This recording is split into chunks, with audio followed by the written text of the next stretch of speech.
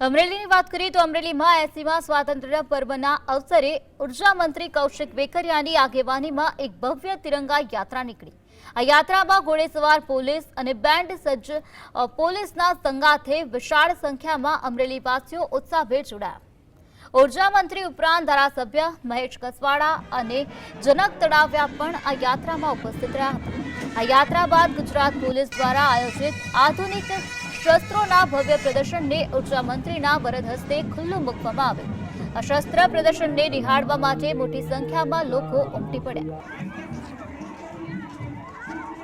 સરકાર દ્વારા 80મો સ્વતંત્ર દિવસ અમરેલી જિલ્લા ખાતે યોજવાનું નક્કી કર્યું છે।